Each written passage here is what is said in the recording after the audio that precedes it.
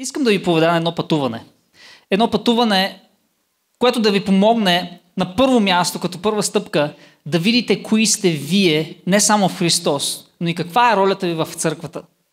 И миналия път си говорихме за това, че църквата са призованите хора. Църквата са вярващите хора, които са събрани заедно и са посветили живота си на Исус.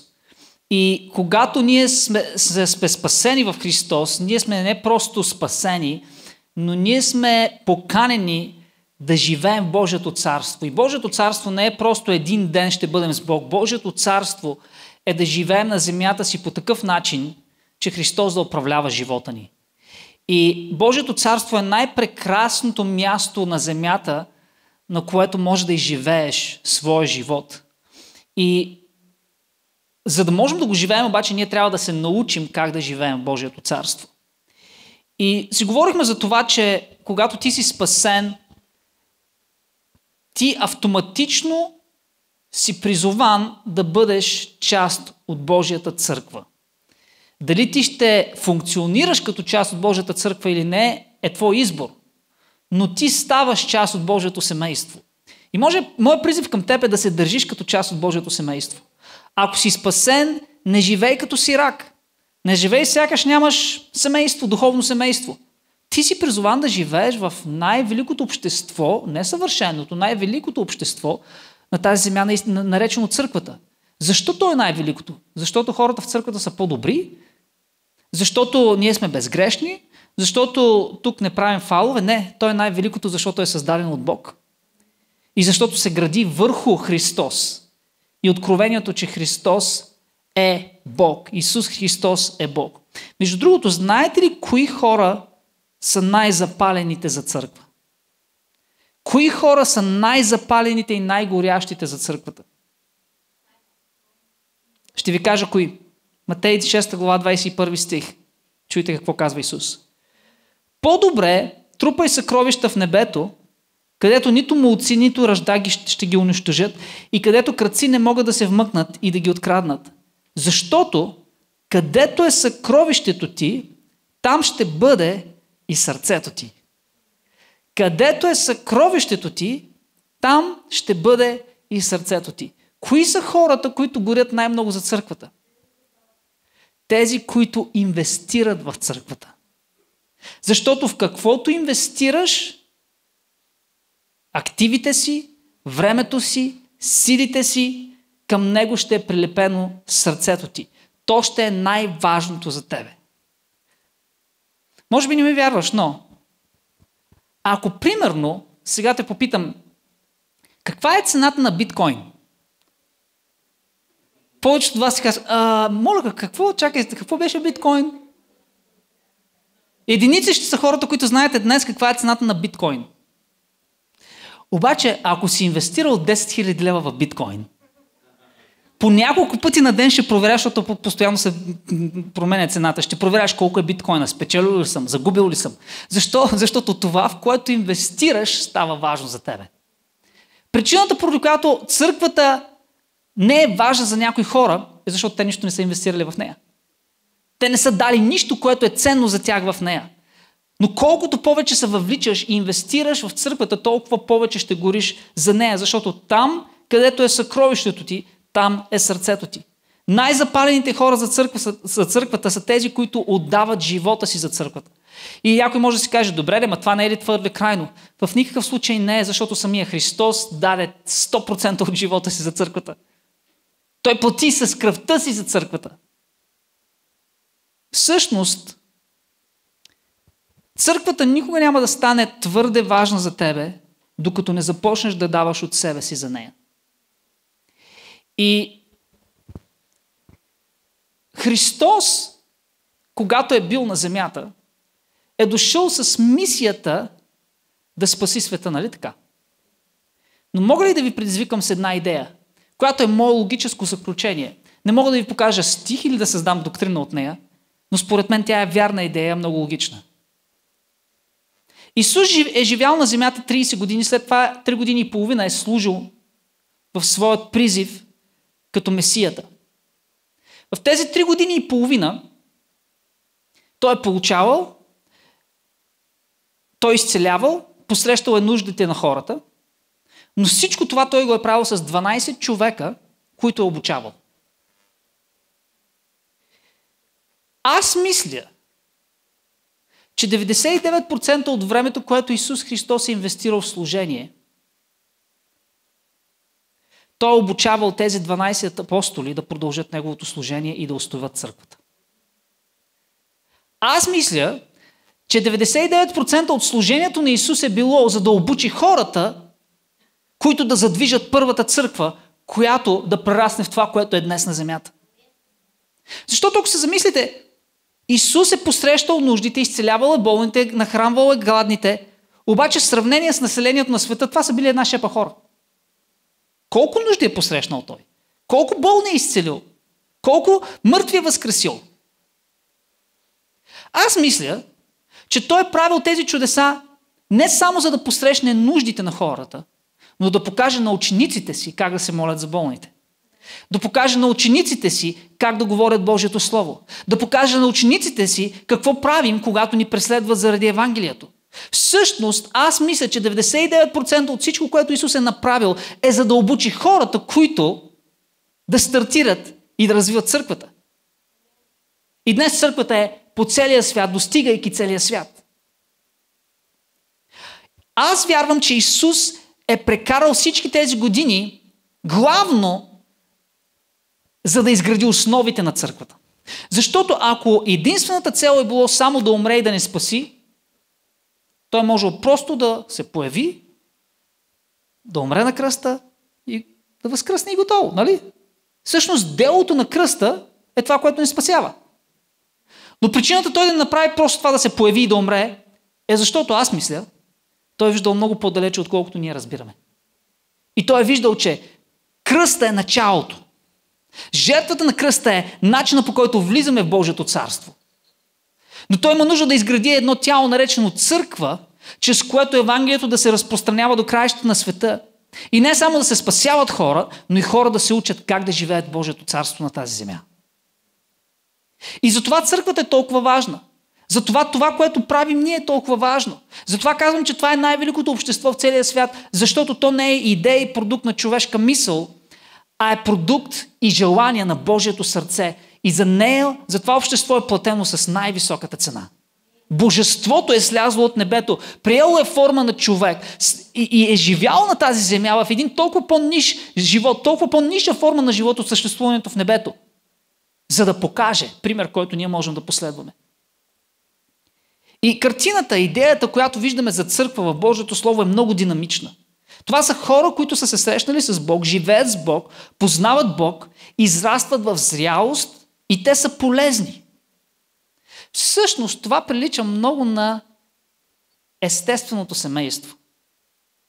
И не случайно църквата често е наричана духовно семейство. Бог ни дава модели, които ние познаваме, за да можем да вкараме Божието царство в някакви измерими представи, които да разберем, макар че то е много по-голямо от това.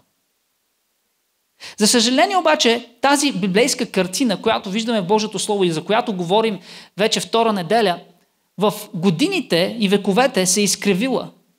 И в един момент се е появила нова риторика. Църквата, идеята за църква се е променила. И вместо църква да означава призовани хора, събрани в името на Исус Христос, семейство, духовно семейство, църквата се е превърнала в сграда. Това е църквата, тая катедрала е църквата. Когато заговорим за служители, се изкривила представата, че духовните служители, било то свещеници, презвитери или както и да ги наричаме, те са някакъв елит, някакви специални хора, които в неделя правят някакво шоу и миряните са всички останали, които идват да гледат това шоу и да консумират. Обаче това няма нищо общо с библейската картина за църква. И поради тази причина има много християни в църквите, които не правят нищо друго, освен да посещават богослуженията.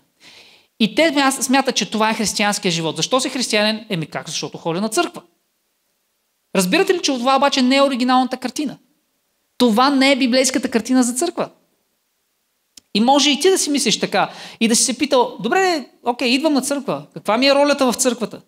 И да си мислиш, че си неспособен за нещо повече от това просто да бъдеш посетител. Защото си казваш, аз не съм проповедник, аз не мога да пея, аз не знам толкова много от Библията, така че аз съм просто един посетител. Обаче идеята за просто един посетител не е библейска. И точно това искам да ви покажа и затова ви поемам на това пътуване, да ви помогна, ако сте в разбирането за аз съм посетител, да ви помогна да изминете един път и да разберете, че не сте посетител. Може да се държите като такъв, но не сте призован за такъв. Може да действаш и да живееш като такъв, но ти не живееш призива, за който ти си призован. В Новия Завет Бог ни казва нещо много ясно. И това е, че всеки християнин, вярващ, е призован да бъде служител. Всеки християнин е призован да бъде служител. Погледни човека до тебе и му кажи, ти си призован да бъдеш служител.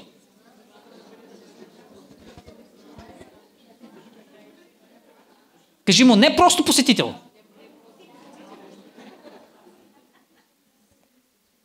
И сега, може би ме питате, къде го пише това, Дани? Знам, че не ме питате, но трябва да се направя проповедта. Но би трябвало, като кажа нещо такова, веднага да се зададете въпроса. Къде го пише това? Благодаря, че ме попита. Не знам как се сети за тази идея да ме питаш. Но да, отварям скула. Приятели, когато слушате някой да проповядва, не приемайте всичко за даденост. Когато направи едно такова силно изявление, ти не си призован да бъдеш просто посетител, а да бъдеш служител, и тук става въпрос за твоята идентичност, не дей просто да го приемаш така. Веднага се задава въпроса, къде го пише в Библията? Това го няма в проповедта. Но искам да ви кажа, че аз много често така слушам. И понякога има хора, които са проповедници и като ги слушат хората само, вау, ма какви мъдри неща казва. Вау, ма... И не, че е лошо това, което казват, но колкото и мъдро да звучи, аз понякога си казвам, всъщност това къде го пише в Библията? Всъщност на какво стъпва като библейски принципи, за да го каже? Защото ние трябва да имаме мъдростта да отсяваме кое е библейско, кое не е библейско и кое не е добро. Защото има три категории. Има нещо, което не е добро и лъжливо. Има нещо, което е добро, но не стъпва на библейските ценности. И тогава трябва да преценим това може ли да го вземе или не. Но когато говорим за нещо, което е библейско, това вече е директно слово от Бог. И не разбирате, че тези три категории ги третираме по различен начин. Когато е нещо лошо, ние трябва да го отхвърлим. Когато нещо е добро, но не е в категорията на боговдъхновено, твоя избор, ще го приемеш ли или не. И ти виждаш, това ще ми послужи ли в живота или не. Но ако нещо е боговдъхновено, идващо от Библията, ние там не разсъждаваме да го приема ли или не. То е от Бог. Що ме от Бог, аз го приемам. Независимо дали го разбирам, дали съм съгласен, аз го приемам. И за това, когато някой ви направи такова изявление, което говори толкова категорично и силно за вашата идентичност, задайте си въпроса. Това човек ли го казва или Бог го казва? Трябва да стане ясно. Човек или Бог? Защото ако нещо идва от човек, човек не може да изисква от вас безрезервно приемане и следване.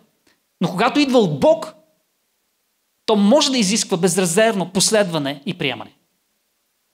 И в Първо Петрово, благодаря, че ме попитахте къде пише за това, че всички са служители, в първо послание на апостол Петър, 2 глава, 9 стих, Петър пише на група вярващи и им казва: но вие сте, сега слушайте какви сте, избран род, царски свещеници. Знаете ли какво означава царски свещеници? Свещеника е какво? Духовен служител. Обаче не просто духовен служител, ти си призован да бъдеш от ранга на царски. Защо? Защото ние служим на първо място на царя Исус. Ти си царско свещенство, не просто обикновен свещеник, царско свещенство. Защото ние сме призовани всичко, което правим на първо място с него да послужим на Бог. Нали помните песента, която пяхме? Ти си моя песен, т.е. всичко в живота ми да служи на Бог. Всичко, което правим, първо трябва да послужи на него. Царско свещенство, после на хората. Свят народ. Защо сме святи? Защото сме съвършени, не защото сме простени, измити с кръвта на Исус Христос. Това сме ние и трябва да живеем като такива. Хора, които принадлежат на Бог, за да възвестявате могъщите дела на онзи, който ви призова от тъмнина в своята чудесна светлина. И забелязвате ли, че той тук не го казва ние апостолите, това се отнася за нас апостолите, не за вас. Не, той го говори на обикновения християнин, като точно тебе. И ти казва, ти си избран род. Знаеш ли кога избираш хора? Когато хората ти трябват за нещо специално и ти избираш, този е подходящ, този не е подходящ. И Бог казва, от цялото творение аз погледнах хората и казах, ако ти последваш мен, ти попадаш в категорията на избрани хора да служат на Бог и на хората за делото на Бог. И ако ти си последовател на Христос, ти си избран да бъдеш царски свещеник. Не ти трябва раз от днес, за да бъдеш свещеник. И за това, днес излизайки от това място, искам да си смисленото. Аз съм свещеник. И когато заговориш на някой за вярата и ти кажат, ти още малко поп ще станеш. Може да кажеш, че аз съм. Не му го казвай, няма да разбере. Но ти си свещеник. В Римляни, посланието към Римляни, това е едно писмо, което апостол Павел праща до вярващите в Рим. Павел обяснява, че църквата е като тяло. Това е друга аналогия, която се дава. Всеки от нас е отделна част на тялото и играе специфична роля. Когато всеки един изпълнява своята функция, тогава тялото е здраво, щастливо, успешно и дава добри резултати, нали?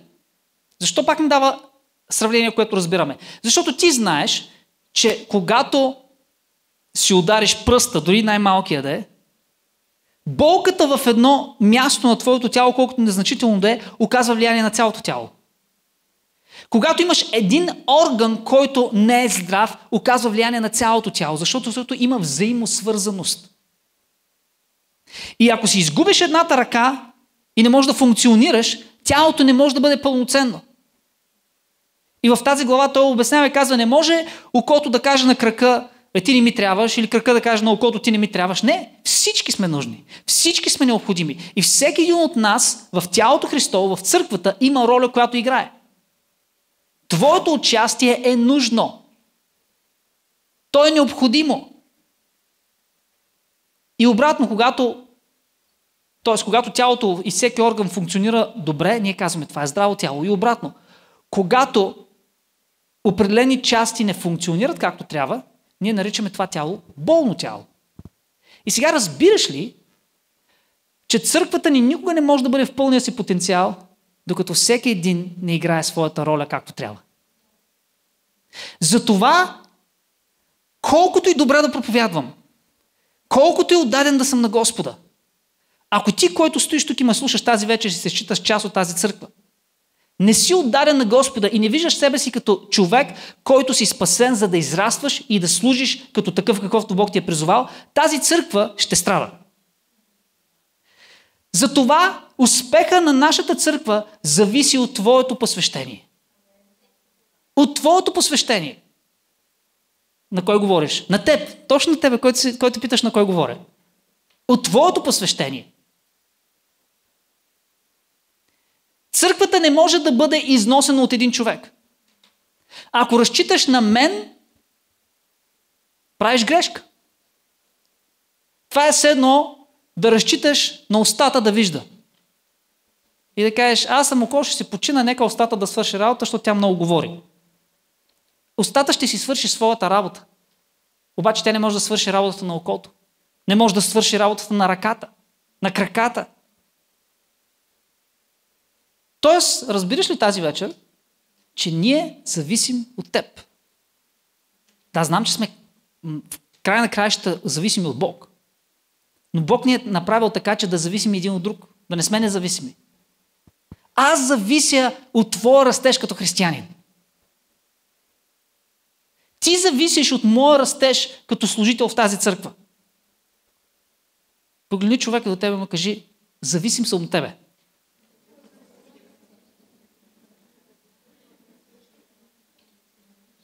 Кажи му, да не си помислил да се отпускаш.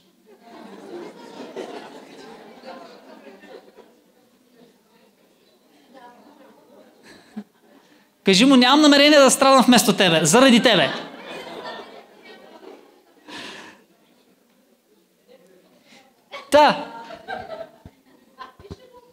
Ако днес си се отпуснал, стягай се. Защото човекът до тебе се нуждае от тебе. Човекът до тебе се нуждае от твоя пример, да бъдеш вдъхновение. Човекът до тебе се нуждае от твоите молитви, за да се молиш за него. Човекът до тебе се нуждае, може би утре, когато преминава през трудности и ти споделите, да можеш да му кажеш думи на насърчение. Затова имаме нужда един от друг. Библията също ни казва, че и всяко служение е важно. Понякога ние си мислим, че хората, които проповядват църквата и са на сцена, са по-важни. Но както ви казах, църквата е и тяло Христово. 1 Коринтияни 12 глава 21 стих. Който не може да каже на ръката, не ми трябваш, или пък главата на краката, не сте ми потребни. Ние всички зависим един от друг. И мисията на църквата не е да се събираме и просто да се забавляваме, а да помагаме на хора да се спасяват и да намират път към Бог. Да се спасяват и да израстват в Бог. Сега, разбира се, че докато правим всичко това, като всяко добро семейство, и ще се забавляваме. Нали? Всяко добро семейство и се забавлява. Защото хубаво нещо е да бъдеш християнин. Забавно нещо е да бъдеш в присъствието на Господа. Не случайно се казва, радостта в Господа е вашата сила. Така че трябва да бъдем сериозна църква, сериозна за работата на Христос, но не е толкова сериозна, че да не се усмихнем. Затова, когато се събираме в неделя, трябва да носим радостта на Господа в себе си. Което означава, че когато идваш в неделя, не очаквай само от този, който излезе да води хвалението, той да е радостен, че той да те вдъхнови, че ти да си така по-радостен. Не. Какво ще стане, ако всеки влезе тук с радост от Господа? Какво ще стане, ако всеки влезе с усмивка, пълен с хвала да издигне името на Господа? Тук ще стане атомна бомба, ще се взриви от радост. Това е силна църква. Църква, която е радостна. Но в същото време църквата не е призована просто да се забавлява. Защото в същото време ние сме в духовна война. И ние воюваме срещу силите на мрака, които идват срещу всичко добро, което Бог прави. Така че аз никога не искам вие да се чувствате, че сме някаква различна категория. Той Дани е там някъде горе, а пък аз съм някъде тук долу. При няколко седмици даже говорих с човек от църквата и си говорихме точно за тези неща. И аз му казах, че аз се боря с същите неща, с които ти се бориш. И той човек му каза, аз знам, че твоето взаимоотношение с Бог е толкова по-нависоко от моето. Аз казвам, оле, мале, в каква илюзия живееш? Аз също се боря и с съмнения, и с обезсърчения. И той човек ме гледаш така, сякаш, от погледа му разбирах, че той си казва, ти се бориш с обезсърчение? Ти се бориш с съмнение? Знаете ли какво се нарича това? Това се нарича да бъдеш човек. Не е проблем да се бориш с обезсърчение и с съмнение. Проблем е, когато спреш да се бориш.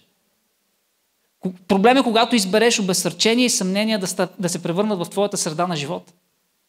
Така че аз не искам да гледате, Дани, вижте, опитайте се да преодолеете тая чисто психологическа бариера. Защото когато човек излезе и говори както аз говоря, това веднага му изгражда някакъв имидж, сякаш и ти се чувства. Аз знам, и аз като слушам някой да говори, си казвам, леле, той човек колко е по-напред от мене. Обаче хора, всички сме по пътя някъде. Всички сме някъде по пътя. Има неща, в които аз съм много по-успял във вас и съм по-напред. Има други неща, за които аз гледам вас и се вдъхновявам от вас и си казвам, леле, тия хора как успяват? Мале, аз имам да се науча повече от тях в тая област. Защото всички сме различни. Моята функция е просто различна. Моята функция не е тук по-високата класа, пък ти си там долу какво правиш, нали? Дали се виждаш някъде по-високо от тревата. Не. Всички имаме своята значимост. И помислете си, че и в тялото е така. Обикновенно това, което виждаш, получава най-голямото внимание. И нали казват, хората посрещат по външността. Такива сме си хората. Обаче твоето лице не струва нищо, ако мускулите под кожата не функционират. Ако твоите мускули спрат да държат твоето лице, знаеш какво ще стане? Ще се смачка. Няма да има значение какви сини хубави очи имаш, защото те ще са затворени. Няма да има значение колко хубава усмивка имаш, защото тя няма да може да се види.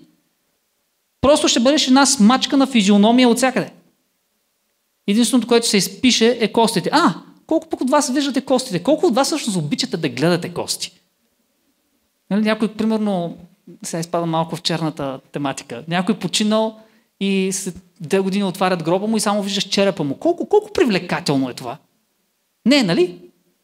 Обаче без скелетната структура на тялото ти си нищо. Ти си една купчина плът. И въпреки, че никой не каза, как обичам да гледам черепи, нали? Освен хора, които са умопомрачени. Ние поглеждаме външността на човека и си казваме, какъв хубав човек. Обаче не може да кажем, кожата и очите са по-важни от костите. И това, че поглеждате, че има хора, които вършат неща, които са по-външно видими, не означава, че те са по-важни.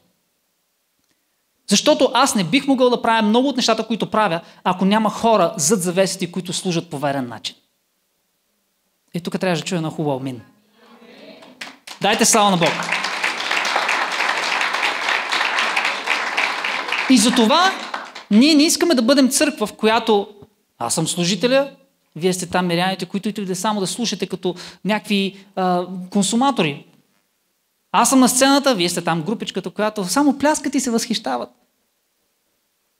Не, аз просто изпълнявам моята функция. И ако аз не изпълнявам моята функция добре, вие ще страдате. Но по същия начин, ако вие не изпълнявате вашата функция добре, аз много ще страдам. Гарантирам ви, защото съм го виждал и съм го изпитвал. Когато хората не са верни в служенето си, на пастора му става много трудно. Много трудно. Дори в Новия Завет се препоръчва това на църквата. Така да служи църквата, че така да се отнася към служението си и към духовните си лидери, така че те да не служат с въздишка, т.е. с тежест, да служат с лекота. И дори за малки неща. Знаете, понякога ми се е случвало и всички се проваляме, не критикувам никой, но понякога идвам и ми се случва еди кой си не е дошъл на време. Другия не си е свършил работа. Третия не е направил това. И аз вместо да мисля за проповядване, за хваление, почвам да мисля за кабели, за камери, за не знам си какво. И другия забравил да донесе не знам си какво. И третия не нагласил светлините както трябва. Дори за такива малки неща. И в един момент на мен ми става много трудно да върша това, което съм призован. Защото се опитам хем да свиря, хем да водя хваление, хем да управлявам озвучаване, хем да съм сигурен, че тук светлините са както трябва, хем да съм сигурен, че не бягат деца, защото разсейват всички, включително и мене, по време на хваление, хем да съм сигурен, че не знам си какво се случва и дали живото е пуснато и е както трябва и така нататък. И ми става много трудно. Да не говоря и за други сценарии. Но дори за такива малки практични неща. И затова ние сме заедно силни. Затова, когато всеки върши своето служение, ние сме силни. И както ви казах, някъде във вековете се е промъкнала и настанила идеята за служители и миряни. Когато една църква е изградена от мисленето на средновековието, тогава пастора или човека на сцената се превръща в святия човек, специалния, Божия човек. А другите са просто обикновени хора. Знаете ли каква е истината? Аз съм Божия човек. Също толкова, колкото и вие сте Божии хора. Аз съм Божие дете. Също толкова, колкото и вие сте Божие дете. Аз съм специален и избран, точно колкото вие сте специални и избрани. Просто нашите функции са различни. Затова, когато има мисленето, той е пастора, ние сме просто, идваме да служим. Знаете ли как изглежда такава църква? Когато имаш твой приятел, който се интересува от Бог, в една такава църква, където пастор е специалния, ти дигаш телефона и пасторе, тук един мой колега се интересува от Бог, кога може да се срещнем да му разкажеш за Бог? Или, еди кой се е болен и някой трябва да се моли за него, пасторе, може да отидеш да се молиш за него? Нали, аз съм никой. Ти, пастора, той Бог твоите молитви повече ги чува. Или когато някой има трудна ситуация в църква, пастор е отговорен. Когато трябва да споделим Евангелието, пастора трябва да го направи. Но отново това не е библейска картина и това не е здравословна църква. Все едно оставаш една част на тялото да работи и другите не работят. Ето е картината, която Библията ни показва. Ефесяни, 4 глава, 11 и 12 стих. И той, кой? Христос, самия, възложи на едни да бъдат апостоли, на други пророци, на трети да съобщават благата вест, на някои да бъдат пастири и учители. Това са 5 дара, ние сме говорили друг път за тях, няма да задълбавам сега, но това са така наречените хора, които наричаме служители в църква. Апостоли, пророци, хора, които са евангелизатори, пастори, учители. И ние си казваме, те са професионалисти, нали? Както бях ви казал предната неделя, професионалните християни. А ако трябва нещо да се случва, те ще го направят. Обаче вижте следващия стих какво ни казва. Христос даде тези дарове, за да, какво направят? Да подготвят святите Божии хора. Помните ли кои са святия народ? Вие. Ние сме святия народ. Тоест, тези служители са изпратени от Бог и са призовани от Бог да подготвят святите Божии хора за делото на служението, за укрепването на Христовото тяло. Моята задача на първо място като християнин, защото аз може да имам функцията на пастор, но аз имам същия призив, както всеки един друг християнин. Това означава да споделяме на първо място, да имам взаимоотношения с Бог, на второ място да имам взаимоотношения с хората и да споделям Евангелието, когато трябва да се помоля за някой болен, да се моля за него, когато мога да помогна на някой, когато мога да науча някой на нещо свързано с вярата и да му помогна да се приближа до Бог, да го направя. И аз го правя не защото съм пастор, а защото съм християнин. И аз имам призива да го правя това в личния си живот. Но после, поради специфичния ми призив да водя тази църква, аз съм призован да ви помагам и да ви екипирам и да ви обучавам, вие да правите същото. Което означава, че когато сте в ситуация, в която има нужда някой да послужи, да не се налага да дигаш телефона и да кажеш, Дани, тук трябва да се молиш или трябва да обясниш, но да кажеш, аз съм царския свещеник. Бог ме е свързал с тези хора с цел. И да си подготвен, за да можеш да знаеш как да се молиш за болния. Как да се молиш за този, който е потиснат. Когато някой има нужда, как да го насочиш към Бог. Когато някой се интересува от Бог, как да го заведеш до кръста и да му помогнеш да намери връзка с Бог. Тоест, хората, които са призовани да ръководят църкви и да имат такива служения като апостоли, пророци, те са тук, за да екипират вярващите, всеки един човек. И знаете ли кога църквата е силна? Не когато хората на сцената са силни, а когато всеки един човек в църквата е служител и е екипиран служител. Тогава църквата е силна. Защото ако се замислите, ако пастора трябва да върши всичко, аз за колко болни мога да се помоля? На колко хора мога да разкажа за Христос? Ако всичко зависи от мен, влиянието на тази църква е супер ограничено. Всъщност, разбирате ли, че понеже вие всеки ден работите някъде в този град, вие имате потенциал да докосвате много повече хора от мен. Защото аз не мога да дойда на вашето работно място, но вие сте там. Защото аз не мога да дойда във вашия университет, но вие сте там. Не мога да бъда във вашето училище, във вашия отбор, но вие сте там. И искам да ви помогна да погледнете на себе си не просто като работещи хора, не просто като ученици, не просто като спортисти, не просто като студенти, но освен всичко, което правите там, вие сте най-вече на първо място Божии служители. Вашият най-голям призив е да бъдете представители на Божието царство. И не да си мислите, дано, що нямаше някой пастор тук да дойде да им говори, но да разберете, аз съм служителя, който Бог е призовал за време като това и за място като това. И да почнете да се молите не Боже изпрати някой, а да почнете да се молите Боже, след като си изпратил мен, как да послужа? Как да кажа? Как да се моля? Как да намеря възможности, за да заведа хора при тебе?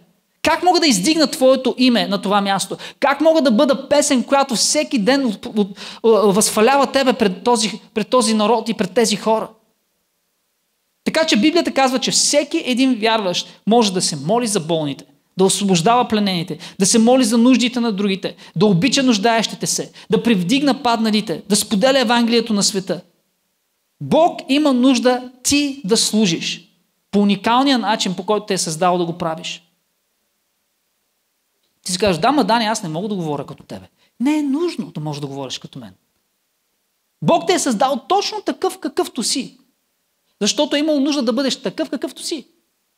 С способностите си, с характера си, с силните ти страни, слабите ти страни, желанията ти, нуждите ти. Има много хора, колкото и да ти се вярва или да не ти се вярва, има много хора, които биха приели от теб, но не от мен. Понякога хората поглеждат към мен, да ви кажа, аз какво се сблъсквам. Хората поглеждат към мен и те ме слагат в друга категория. Ти си поп, ти си свещеник. Нали? Ти живееш тотално различен живот от моя. Аз не мога никога да бъда като тебе. Нали? Той е стандарт. Ти си, както ви казах предния път, съм ми казал, ти си професионален християнин. Обаче твой колега, когато види тебе, който си на същата работа, със същия гаден шеф, със същите предизвикателства, и той има семейство, и ти имаш семейство, обаче носиш нещо различно, много повече ще може да се свържеш с теб, отколкото с мене. Вижте, не казвам, че хората никога няма да могат да чуят от мен. Казвам, че за всяко място и за всеки човек Бог има начин, по който иска да достигне до сърцето му. И всъщност, начинът, по който той го прави, никога не е само от един човек и от една ситуация. Апостол Павел казва, че един посява семето, друг после полива семето, трети бере плода.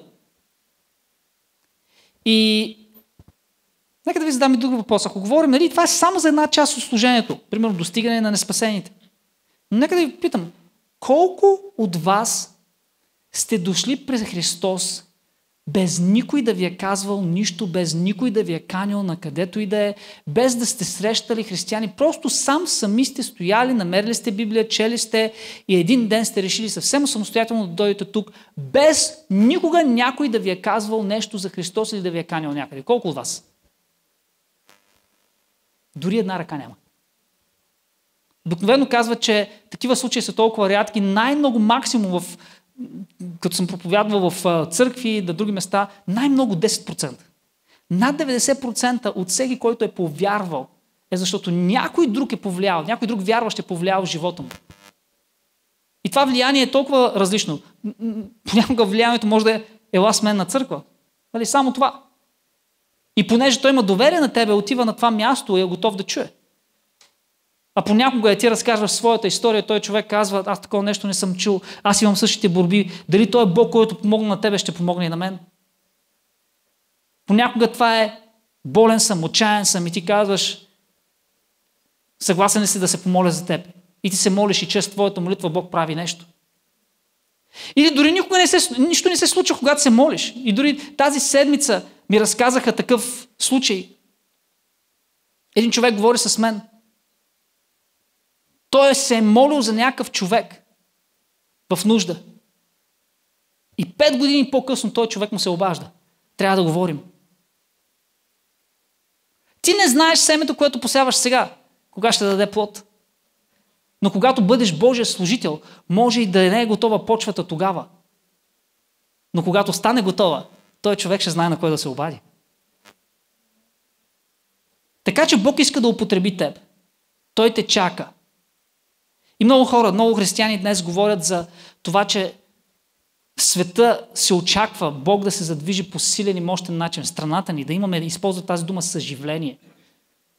Съживлението е някакъв период от време, в който Бог се движи по много силен начин. Много хора се спасяват, покайват, виждаме свръхестествените чудеса на Господа. Ще ви кажа какво е моето убеждение. Аз си мисля, че това съживление няма да дойде от големите сцени. Въпреки че когато има съживление, може и да има големи сцени и големи събирания. Но смятам, че това съживление ще е повече обикновения вярващ, екипиран с Божията сила, излязъл и служещ на улицата и в семейството си и на работата си по мощен начин и Бог ще употребява масово обикновените в кавички, защото няма никой обикновен християнин, за да докосва живота на хората. И това ще раздвижи обществата ни и ще обръща хора към Господа. Четем историята за Моисей, когато Израел са в Египет и са под робство. И Моисей е на 80 години и Бог го среща и му казва: Моисей, искам да те употребя, за да освободя моя народ. И Моисей му казва: кой аз ли? На 80 години съм. Какво мога да направя аз? Когато говоря, заеквам. На какво ще стъпя да отида? И Бог му казва: какво имаш в ръката си? И той поглежда, той в този момент пасе овцете. И казва: имам една овчарска тояга. И тогава Бог прави една обикновена дървена тояга в мощен инструмент, чрез който той извършва свръхестествено чудеса, които изявяват реалността на Господа пред пред целия египетски народ. И днес, когато си мислиш: какво мога аз нищо не мога, какво може да употреби Бог, се моля Бог да ти покаже какво имаш в живота си, което считаш за обикновено. Кои са нещата, които си мислиш, че нищо не струват?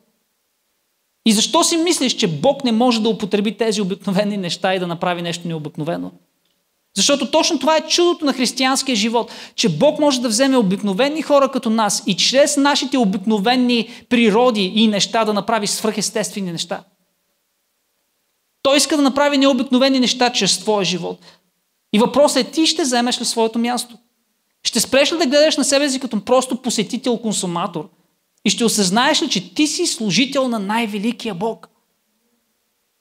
Отколкото и малко време да си вярваш, колкото и малко да знаеш, Бог е достатъчно силен и мощен, за да те употреби въпреки твоите ограничения. И дори много често Бог така избира да го направи. Защото когато ти е употребява отвъд твоите ограничения, не можеш да приемеш славата за себе си. И знаеш, че това не си ти, а това е Бог чрез теб. Това, което Бог ни призовава да направим, не е да поемем цялата отговорност и да извършим цялото чудо, а да направим стъпка напред и тогава Той да може да се изяви чрез нас. На Бог му трябват хора, които просто да се появят и да бъдат верни на Него. Знаеш ли, че в Библията има история, в която Бог дори употреби едно магаре, за да даде Словото си? Бог дори употреби едно магаре. Сега, аз съм 100% убеден, че всеки един от вас е по-способен от едно магаре. Дори понякога да се ядосваш на себе си и да си кажеш: мале, какво съм магаре. Дори така да си говориш, означава, че Бог пак може да те употреби. Дори да гледаш човека до тебе в твоето семейство да кажеш: толкова си опорит като едно магаре. Помни, значи Бог може да го употреби. Но всеки един тук е много по-способен, много по-добър, много по-можеш, много по-знаеш от едно магаре. Ако Бог можеше да употреби едно магаре, със сигурност може да употреби тебе. Затова не казвай: не мога. Защото дори това да е вярно, с Бог всичко можем. Защото когато казваме: аз не мога, това означава, че ние си мислим, че ние ще го извършим. Че ние ще направим чудото, че ние ще окажем влиянието. Бог никога не ни е призовавал да го правим. Бог иска да посветим живота си на Него и да сме верни на Него и тогава Той ще го направи чрез нас. Защото когато Той го прави чрез нас, тогава е велико. Когато кажем: Господи, ето моя живот, употреби го, тогава Той може да направи велики дела. И Той може да ги направи чрез хора, които отказват да бъдат просто миряни, които отказват да бъдат просто посетители на църква. И иска да го прави чрез хора, които казват: Господи, аз приемам идентичността, която Ти казваш, че имам. Че аз съм избран род, царско свещенство, че мога всичко чрез Христос, който ме подкрепява, че по-силен е онзи, който е в мен, от дявола, който воюва срещу мен. Че ние сме призовани още преди съществуването на света за добри дела. И Господи, аз го вярвам. И разбираш ли, че когато започнеш да мислиш по този начин, започнеш да виждаш себе си по такъв начин, че ти си Божий служител, тогава християнският живот за теб придобива съвсем друго виждане. Тогава причината да живееш чист и свят живот придобива съвсем друга мотивация. Тогава не си казваш: аз просто ще се опитам тук да бъда свят и да бъда добър. Защото святостта не е самоцел. Защото разбираш, че ти имаш един много по-голям призив. Тогава посвещението ти към Бог получава съвсем друга мотивация. Ако ти разбереш, че ти си нужен за едно нещо, което е много по-голямо от тебе, и то се нарича Царството Христово, и Бог иска да възложи върху тебе отговорност и призив, за да не занесеш царството на места, дори на които не предполагаш, тогава ще си кажеш, значи струва си всяко посвещение, струва си моята жертва, струва си дори болки да преживея. Щом Христос е преживял най-големите болки, щом виждаме в първата църква, първите вярващи, първите апостоли да преживяват най-големи болки, ние сме способни същото да го направим, щом каузата е толкова голяма. Какво мислите, че е накарало първите християни да преживеят цялото гонение, да преживеят всичките мъки? Какво мислите, че е накарало първите християни, които са преследвани от Рим и са били изгарени живи и са били пускани за просто така зрелище на хората в арените на зверове, на лъвове, на тигри, да ги разкъсват на парчета? Историческите книги пишат, че тези хора са умирали с песен в уста. Откъде можеш да вземеш такава голяма сила? Откъде можеш да намериш такава голяма мотивация да бъдеш верен? Ако твоята мотивация е просто, за да имам по-добър живот, за да се чувствам по-добре, тази мотивация е много слаба и ти никога няма да успееш да го постигнеш. Но ако започнеш да видиш, че живота, който Бог те призовава, е с цел да направи нещо голямо за тебе и че този свят има нужда от служители на Господа като тебе и че Божието царство те е призовало да живееш един висок живот, велик живот, тогава никоя жертва няма да ти се струва по-голяма. Докато не видиш себе си така, както Христос вижда теб, тогава никога няма да намериш силата да живееш живота, който Бог те е призовал. И точно за това искам тази вечер и се моля тази вечер и говоря тези недели върху тази тема. Защото искам да видите себе си не просто като посетители, не просто като миряни, а като служители на Господа.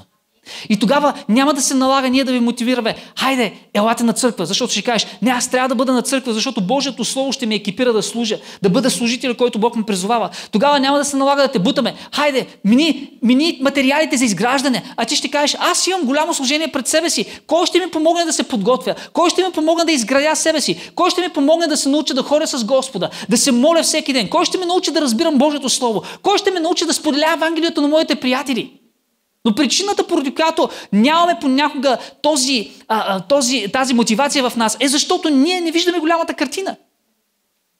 И си мислим, аз се чувствам добре и си мислиш, че всичко е за да се чувстваш добре един ден да отидеш в небето. Не. Бог те призовава и казва, че ти си избран род. Ти си царско свещенство. Ти си Божий народ и си призован да служиш на най-великия цар за неговото дело. Ти си посланник на тази земя. Разбираш ли? Ти си служител на небето, на Божия Син Исус Христос и Той те е изпратил на земята да бъдеш като представителство на небето, посланник на небето. И по-добре да си подготвен, по-добре да си екипиран, по-добре да стоиш винаги свързан с небето, за да можеш да изпълниш призива, който Той има за теб. Ето това се нарича победоносен християнски живот.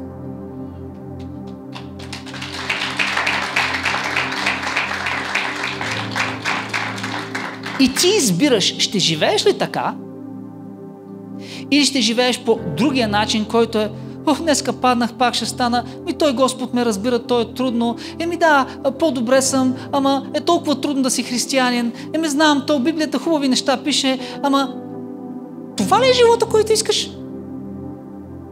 Нека те попитам, кои християни те вдъхновяват? Аз ще ти кажа, кои те вдъхновяват. Тези, които са изцяло отдадени. Тези, които не считат нищо за твърде голяма жертва за Христос. Обичаш да слушаш историите на хора, които са тотално отдадени на Господа. Не е нужно да си пастор на църква, за да си изцяло отдаден на Господа. Не е нужно дори да спираш да работиш това, което работиш, за да си изцяло отдаден на Господа. Защото посвещението на Господа не е свързано толкова с какво правиш, а как го правиш. И затова Божието Слово казва, ядете ли, пиете ли, каквото и да правите, вършете го за слава на Господ Исус Христос. Върши си работата така, че да носиш слава на Господ Исус Христос. Живей така, че да носиш слава на Господ Исус Христос. Обаче бъди сигурен, че да живееш такъв живот, ти трябва да видиш себе си като служител и трябва да растеш, за да можеш да бъдеш такъв. И това ще те направи победоносен. Това ще те накара да ходиш с една увереност в този живот.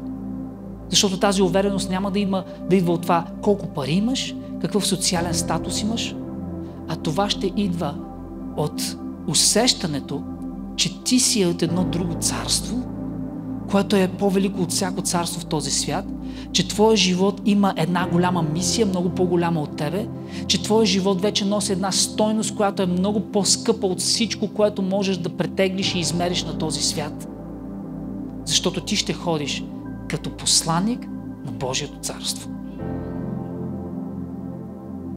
И не знам дали може да го разберем изцяло, докато не го заживеем, но хората в този свят, и аз съм го виждал, когато хора от богати западни страни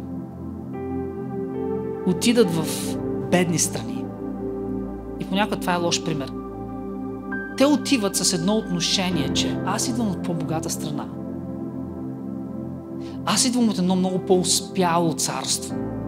Аз идвам от една страна, където има много повече възможности. Знаем много повече. И понякога те дори имат арогантно отношение, отивайки в по-изостанали страни.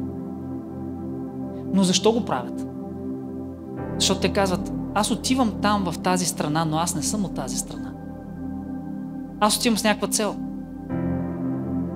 Обаче аз идвам от едно друго място, една друга държава, която е по-богата, която е по-успешна, в която има по-красиви неща. И те носят националната си идентичност в себе си.